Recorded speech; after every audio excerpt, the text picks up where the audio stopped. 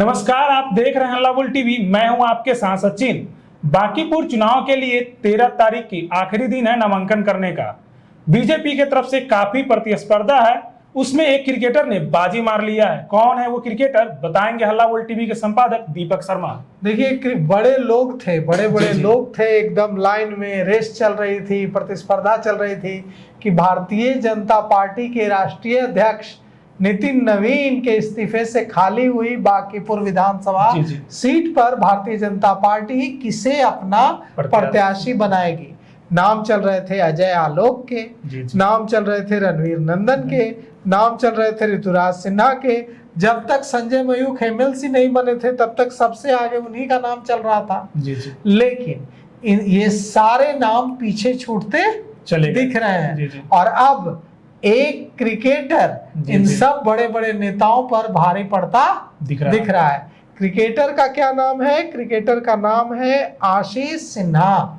आशीष Sinha Bharatiya Janata party के बांकीपुर से प्रत्याशी हो सकते हैं क्योंकि नितिन नवीन ने आशीष सिन्हा पर उंगली रख दी है।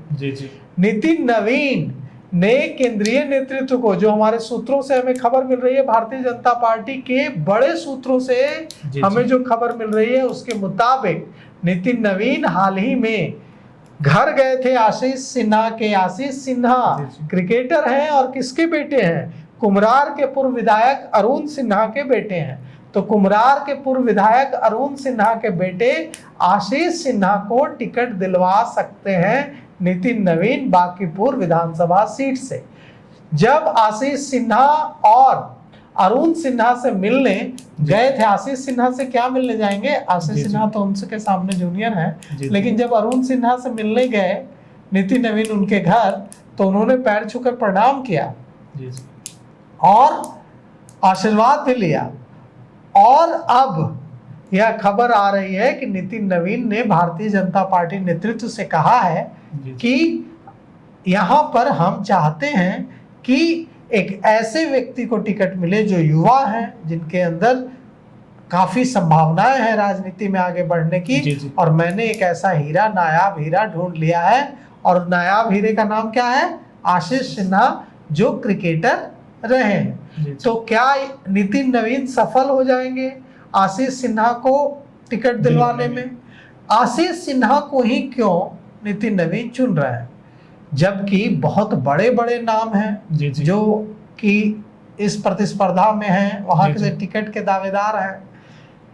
ऋतुराज सिन्हा हैं दावेदार, उन्होंने भी पूरा जोर लगा रखा है। रणवीर नंदन है दावेदार, उन्होंने भी पूरा जोर लगा रखा है। अजय आलोक हैं, उन्होंने भी पूरा जोर लगा रखा है। लेकिन जो खबर जो बता रहे हैं सूत्र कि ऐसा लगता है नितिन नवीन को कि ऋतुराज सिन्हा, रणवीर नंदन, अजय आलोक, ये सारे नेता अगर वहां से विधायक बनेंगे तो इन पर उतना कंट्रोल नहीं रहेगा उनका।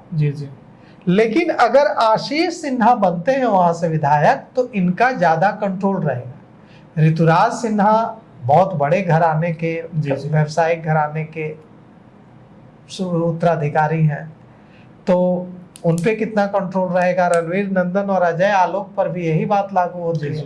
तो ऐसे में अब जो खबर हमें मिल रही है उसके मुताबिक आशीष सिन्हा पर मुहर लग सकती है और 13 को अंतिम तिथि है मतदान करने की। तो 10-11 तक तो भारतीय जनता पार्टी को करना पड़ ही जाएगा ऐलान। तो 10-11 तक करना पड़ जाएगा।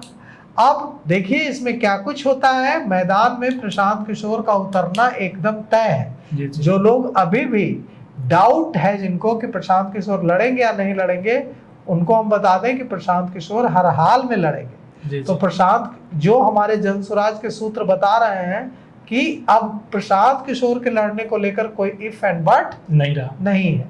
तो प्रशांत किशोर तो लड़ेंगे, लेकिन भारतीय जनता पार्टी से उम्मीदवार क्या आशीष सिन्हा होंगे, यह अंतिम फैसला तो नितिन नवीन के रिकमेंडेशन पर अमित शाह और नरेंद्र मोदी ही मुहर लगाएंगे। लेकिन इधर प्रशांत किशोर होंगे और उधर प्रशांत किशोर की तरफ से एक और कोशिश चल रही है। प्रशांत किशोर ये कोशिश कर रहे हैं कि पूरे महागठबंधन के वे उम्मीदवार हो जाए, जी जी ऐसा मुझे महागठबंधन के एक बड़े नेता ने कहा। जी जी प्रशांत किशोर की पार्टी के किसी नेता ने नहीं कहा, जी जी महागठबंधन के एक बड़े नेता ने मुझे कहा, महागठबंधन की पार्टी के एक बड़े नेता जी ने, जी कि ऐसी चर्चा चल रही है हमारे बीच कि हम लोग सब मिलकर प्रशांत किशोर को सपोर्ट कर दें, लेकिन इसमें दिक्कत सिर्फ तेजस्वी यादव आ रहे हैं। जी। कांग्रेस को भी प्रशांत किशोर पर कोई ज्यादा दिक्कत नहीं है, लेफ्ट पार्टियों को भी कोई ज्यादा दिक्कत नहीं है। तेजस्वी नहीं चाहते हैं कि प्रशांत किशोर संयुक्त उम्मीदवार हो, क्योंकि उन्हें लगता है कि अगर प्रशांत किशोर चुनाव जीतकर विधानसभा पहुंचे तो उससे विधानसभा में उनकी स्थिति कमजोर होगी। प्रशांत किशोर जब बोलेंगे तो उनकी बात ज्यादा जोर से गूंजेगी, और विधानसभा में नेता प्रतिपक्ष होते हुए भी तेजस्वी यादव की बात प्रशांत किशोर के बाद मीडिया में की सुर्खियों में आएगी, और इसीलिए तेजस्वी यादव इस पक्ष में नहीं है कि प्रशांत किशोर को महागठबंधन का उम्मीदवार बनाया जाए।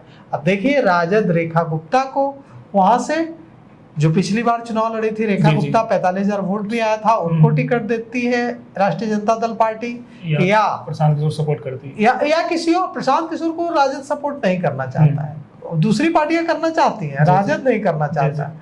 तो अब रेखा गुप्ता को ही लड़ाते हैं या किसी और। इधर कांग्रेस भी कमर कस चुकी है कि हम भी लड़ेंगे। अब देखिए क्या कुछ होता है अगले 10 दिनों में, क्योंकि अगले आज 2 तारीख है, जिसको भी करना होगा 11 तक करना ही होगा, मतलब 9 दिन है, 9 दिनों में सब कुछ साफ हो जाएगा। तो आपने सुना कि 13 तारीख को आखिरी दिन है नामांकन का, और बीजेपी की तरफ से कौन प्रत्याशी होंगे बांकीपुर को लेकर। तो आप इस पूरी खबर को लेकर क्या सोचते हैं, बांकीपुर से बीजेपी के कौन प्रत्याशी होंगे, कमेंट बॉक्स में जरूर बताएं। अभी के लिए बस इतना ही। ऐसे ही तमाम खबरों के लिए देखते रहिए हल्ला बोल टीवी। धन्यवाद।